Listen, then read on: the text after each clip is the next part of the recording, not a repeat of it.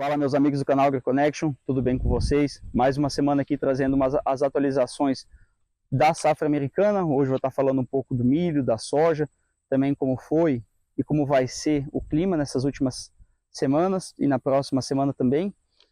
Mas antes de mais nada, não se esquece de se inscrever no canal, curtir esse vídeo e vamos para a vinheta.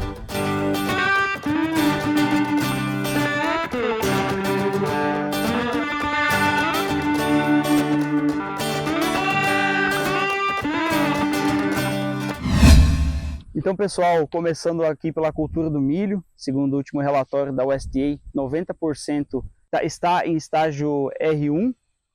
Isso é um avanço aos 84% que tínhamos nessa mesma época no ano passado e aos 86% se a gente pensar na média histórica desses últimos 5 anos. Mas mais importante agora do que a R1 é como ele está passando já para o enchimento de grão. Segundo esse mesmo relatório, 43% do milho já está em estágio R4. É um avanço considerável aos 38% que tínhamos nessa mesma época do ano passado, e 6% dele já está em estágio R5. Então, se a gente observar os 18 maiores estados mais produtores aqui dos Estados Unidos, a gente está vendo um avanço na parte fenológica em relação ao que tínhamos observado nesses últimos anos.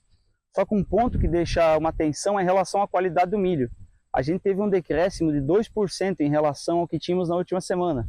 Na última semana a gente tinha observado 63% do milho nesses 18 estados considerado como bom ou excelente, e nessa semana somente 61% é considerado como bom ou excelente. Se a gente pensar na média histórica dos últimos 5 anos, onde tínhamos 71%, a gente tem um déficit de 12% na qualidade em relação a observações que temos nesses últimos anos.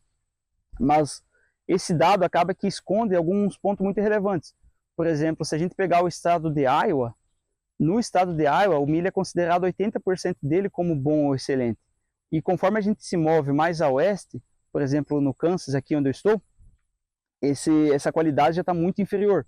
Somente 43% é considerado ou bom ou excelente. Então, apesar dessa média não estar muito alta, a gente pode ver que tem alguns estados onde a qualidade está muito boa, como é o caso de Iowa, enquanto alguns estados mais a oeste, como é, por exemplo, o caso do Kansas, onde a qualidade do milho está um pouco mais abaixo. E em relação à sanidade desse milho, até o momento, sanidade muito boa. Eu vou estar deixando um mapa aqui de uma doença chamada Tar Spot, que é uma doença que afeta o milho. Esse mapa vai estar mostrando para vocês os estados onde foi observado já essa doença, mas não em relação à intensidade dessa doença nas lavouras. Até o momento a intensidade está considerada muito baixa, mas a gente já teve observação dela em alguns estados. Passando um pouco agora para a cultura da soja, a soja também segue esse mesmo parâmetro do milho, também está um pouco avançada em relação ao que tínhamos nos últimos anos.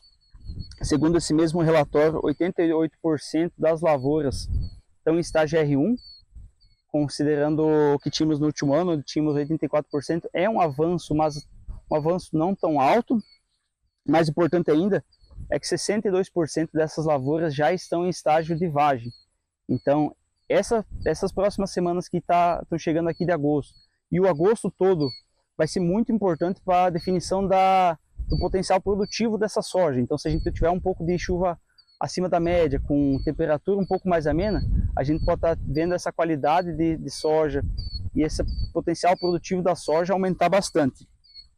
E agora, tentando entender um pouco de como chegamos até aqui e como que a gente está nessa qualidade, segundo o relatório do NOAA, onde mostra para nós em relação à precipitação, inclusive vou estar deixando um mapa aqui mostrando como foi a precipitação nessa última semana e também a precipitação observada nesses últimos meses. O NOAA classifica maio como um mês que foi mais seco, e por mais que a chuva não tenha ficado tão abaixo da média, a gente tem alguns estados que foram muito mais impactados, como é o caso dos estados de Minnesota, Wisconsin e Michigan, que receberam somente metade da chuva que era esperado para o mês, sendo classificado o maio desses estados como um dos 10 maios mais secos de toda a história. Julho já veio com um pouco mais de chuva, sendo bastante úmido.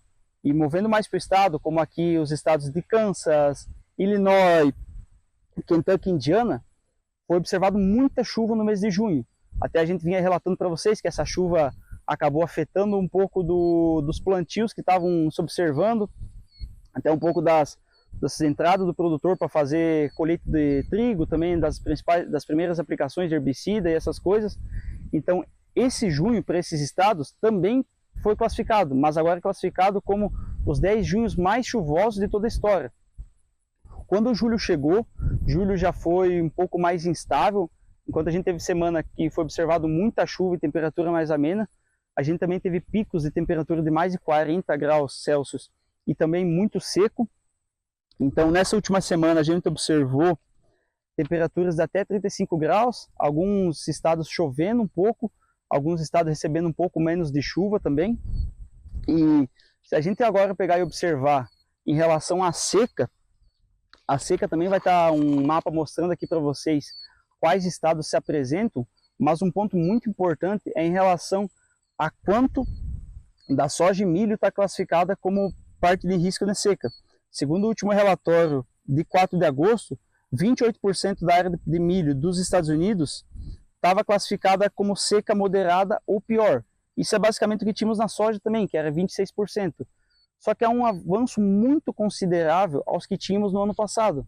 No ano passado, para essas duas culturas, somente 3% estava no mapa de seca. Então, o que a gente pode estar observando é que por mais que a gente está tendo uma lavoura fenologicamente mais avançada ao que tínhamos no ano passado e nos últimos 5 anos, isso também traz um pouco de risco, alguns riscos em relação ao mapa de seca. Para a próxima semana, a gente está observando que alguns estados vão receber chuva acima da média, como é o caso de Nebraska, Minnesota, Iowa, Wisconsin, Michigan, Indiana e Ohio, mas alguns estados vão estar recebendo chuva abaixo do expectado, que é Kansas, Missouri e Illinois. E também isso se segue em relação às temperaturas. Para esses estados a tendência é que a temperatura seja mais alta e para os estados mais chuvosos que a temperatura seja um pouco mais amena, muito importante para o enchimento de grão na soja. Então esses próximos relatórios que a gente vai ter na semana que vem em relação à projeção, quanto já está no estágio fenológico e também a qualidade, vai estar mostrando muito como essas chuvas possam ter impactado a qualidade, também o enchimento de grão e outros fatores. Então, resumindo um pouco para vocês, a safra dos Estados Unidos está um pouco mais avançada, tanto para a soja quanto milho, do que a gente observou no ano passado e também nos últimos 5 anos. O milho merece um pouco mais de atenção por causa dessa queda da qualidade, considerado bom e excelente, de 63 para 61, mas o próximo relatório que a gente vai estar observando na semana que vem pode trazer um pouco melhor para nós de como vai estar essa qualidade, e a gente vai estar trazendo também para vocês. O agosto vai ser decisivo para a soja, para a gente observar o potencial produtivo que ela vai atingir. E um ponto para trazer para vocês também é em relação à área plantada. Os Estados Unidos teve uma redução de 3% da área plantada para milho em relação ao ano anterior, e um aumento de 5% de soja plantada também comparando o ano anterior. Então, até agora é um ano que não é considerado seco, por mais que a safra americana está adiantada, ela não está tão confortável como foi o ano de 2025. Mas agora eu vou estar trazendo para vocês algumas outras pessoas que vão estar trazendo mais detalhadamente estado por estado. Até mais! Fala pessoal do AgroConnection, estou eu aqui mais uma vez, Rubens, falando um pouco para vocês sobre o estado de Illinois. E hoje mais uma vez com um convidado especial, estamos aqui com o Eric. Então, oi pessoal, tudo bom? Meu nome é Eric Morsink, eu sou do Paraná, Brasil. Estou acompanhando o canal aí faz um tempo já. Eu me formei em agronomia lá no Paraná, em Maringá. E estou fazendo meu mestrado aqui nos Estados Unidos, estou começando meu 2º ano agora, trabalhando em fisiologia vegetal, em soja e milho. Top demais. O Eric está rodando bastante as lavouras do estado de Illinois, vai poder trazer um parâmetro bom para a gente de como está as lavouras de soja e milho, né? E como é que você tem visto as lavouras, Eric? Tanto no sul, no norte, mais aqui na nossa região também? Então, até agora a gente teve tá tendo uma safra boa aí, né? O clima está sendo bem favorável para a gente. A gente teve um junho um pouquinho mais chuvoso e um pouquinho menos quente do que ano passado. Mas eu acho que até agora as condições foram bem favoráveis, né? E o que vai definir agora no enchimento de grão, principalmente do milho, vai ser a temperatura e a chuva agora para frente, né? Para ver se vai encher bem o grão no milho ou não. mas eu acredito que vai continuar sendo bom, porque estamos com previsões para o final da semana de novo de chuva. Choveu semana passada também, então assim, as chuvas estão sendo bem intercaladas, a temperatura também está ajudando. E o que a gente vem falando, né, as outras semanas para trás, no estado de Illinois o clima e a temperatura está bem favorável aí tanto para soja quanto para milho. Mas hoje a gente vai falar também mais um pouco sobre o que o Eric faz. Ele trabalha com o Dr. Billow, né, bem famoso aí, também o Dr. Conor Seibel. Eles são do Crop Physiology Lab, inclusive a gente vai participar do dia de campo deles amanhã. Vou deixar algumas imagens para vocês aqui, para vocês produtores verem como é que funciona, e vai ser bem interessante. Ano passado eu participei e gostei bastante, tenho certeza que esse ano vai ser de grande contribuição para a gente. Being a professor, so I've done this for 41 years.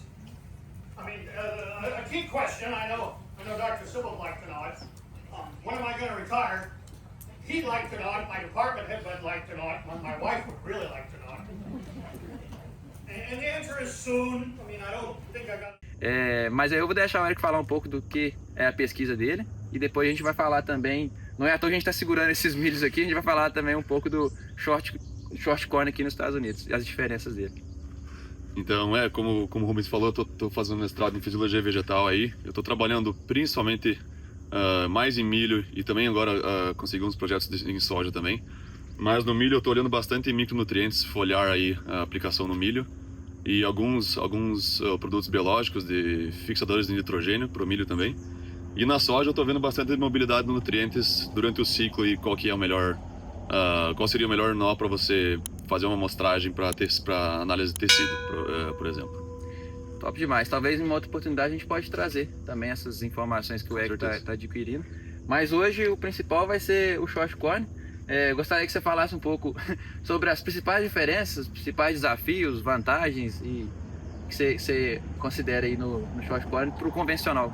Com certeza. Então aqui, né, a gente está segurando um milho convencional aqui na minha mão. E eu short. Tá com o short corn ali. Aí a gente gosta de falar que o short corn tem 3 vantagens. Ela tem 3 principais vantagens. A primeira seria a vantagem do manejo, que é justamente com o milho um pouco mais... Aqui ele cresceu mais que o esperado, a gente plantou um pouco mais tarde, mas ele com esse porte menor você pode entrar na lavoura um pouco mais tarde, pode entrar fazendo uma aplicação na lavoura um pouco mais tarde. A segunda vantagem seria ambiental. Aqui nos Estados Unidos o pessoal tem muito problema com o vento para derrubar o milho. Então a gente vai dar um zoom depois nas plantas, mas o como do short corn é um pouquinho menor, um pouquinho mais largo na base, perdão, justamente porque ele foi melhorado para ter esses entrenós abaixo da espiga, são todos achatados, então eles são menores, e por isso que o short corn tem essa estatura reduzida. E a terceira vantagem que a gente gosta de falar no laboratório, porque por sermos um laboratório de fisiologia vegetal, é a vantagem fisiológica, que é se o short corn está economizando toda essa energia que ele não está gastando no como, ele vai mandar aí para as partes reprodutivas para ter uma espiga maior e no final ter uma produtividade provavelmente maior também. Você consegue trazer para a gente algum parâmetro, alguma diferença em produtividade que se espera? A gente, então, com o short corn, o que a gente percebeu é que ele gosta de um manejo mais intensivo. Então ele geralmente ou vai produzir igual o milho normal, ou acima se você der uma manejada mais intensiva, se você botar mais plantas por hectare, se você fizer mais uma aplicação de fungicida aqui nos Estados Unidos principalmente. Então ele gosta de ser manejado intensivo. Se você dividir outra aplicação de nitrogênio, ele dá uma produtividade maior. E questão de aceitação dos produtores, você tem visto então, o short corn, esse short corn ele começou com a Bayer, ele está começando a virar comercial ainda, então eles estão lançando mais de acordo com a área que está plantando. Então o produtor fala, vou plantar esse tanto de área, aí a Bayer disponibiliza tantas sementes para ele, mas a procura está bem grande justamente por ter essa pesquisa bem intensiva em cima, e o pessoal está vendo bons resultados. Top. Agora a gente vai dar um zoom aqui na planta, o Eric mostrar um pouco para vocês as diferenças também. Show?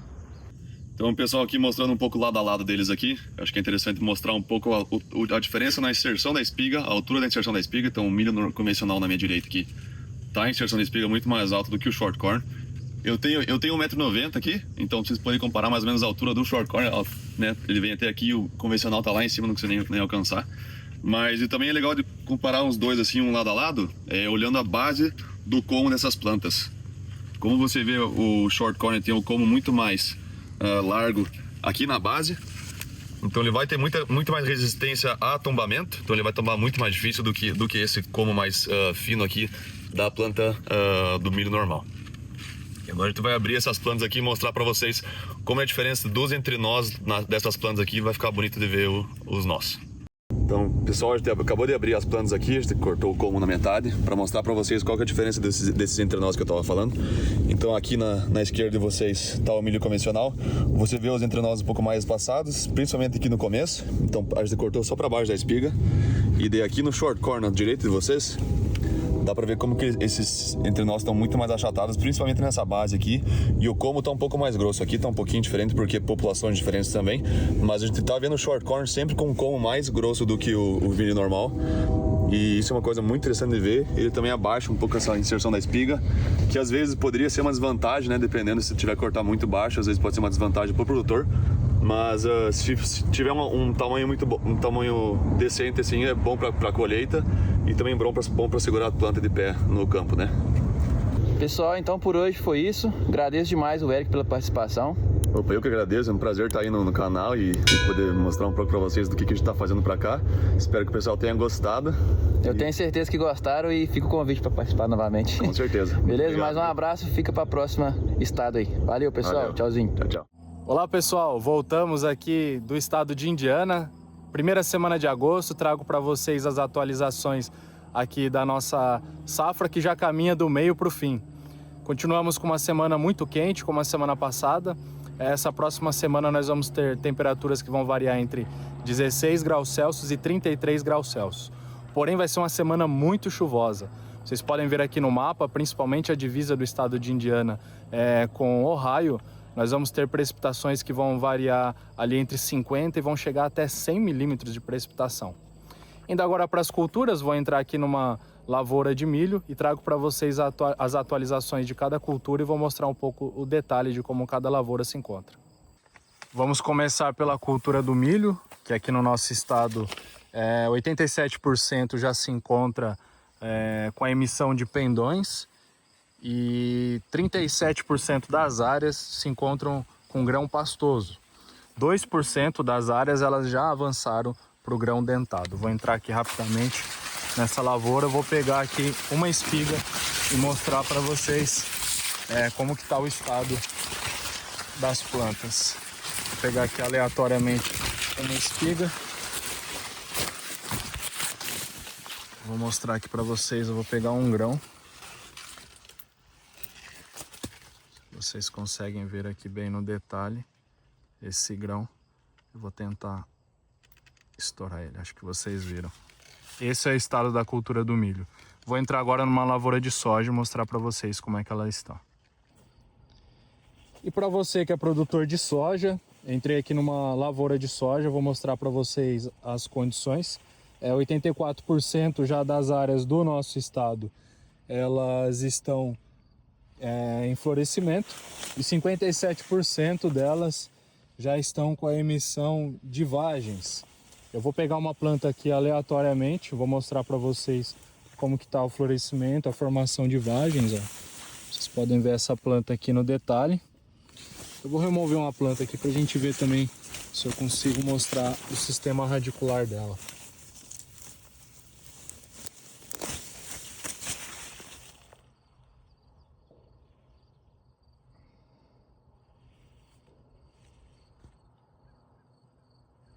Então é isso, pessoal, vamos ficando por aqui no estado de Indiana. Da semana que vem voltamos com mais novidades para vocês. Um abraço e até lá!